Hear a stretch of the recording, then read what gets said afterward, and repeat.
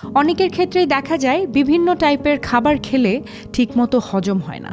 সামান্য কিছু খেলেই পেটে অস্বস্তি বা ডাইজেশনের সমস্যা দেখা দেয়। কিন্তু চিন্তার কিছু নেই, আজকের এই ছোট ছোট টিপসগুলো নিয়মিত মেনে চললে ম্যাজিকের মতো উপকার পাবেন। অনেকেরই ভাত খেলে হজমের সমস্যা হয়। খাবার শেষে 1 গ্লাস লেবু পানি নিন, সাথে ছিটিয়ে দিন সামান্য কালো গোলমরিচ।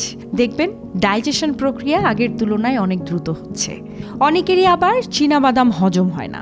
মাত্র 1 চামচ খাঁটি মধু খেয়ে নিন। মধু দ্রুত হজমের প্রক্রিয়া সহজ করে দেয়। তৈলাক্ত বা ভাজা খাবার খেলে অনেকেরই অস্বস্তি হয়, তাই 1 চিমটি আদা গরম পানির সাথে মিশিয়ে ধীরে ধীরে পান করুন। তেল মশলার ভারী ভাব কমে যাবে খুব দ্রুত। ঝাল বা স্পাইসি খাবারের পর অনেকেরই পেট জ্বালাপোড়া করে। 1 গ্লাস ঠান্ডা বাটার মিল্ক পান করে নিন। এটি পেটকে শান্ত করে এবং ঝালের প্রভাব কমিয়ে দেয়।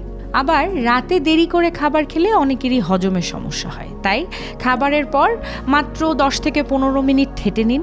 এতে খাবার হজম হবে বেশ দ্রুত এবং ঘুমও হবে আরামদায়ক। এই ছোট ছোট কিছু অভ্যেস কিন্তু নিয়মিত চর্চা করলে আপনার হজম শক্তি হবে আরও ভালো এবং শরীরও থাকবে হালকা।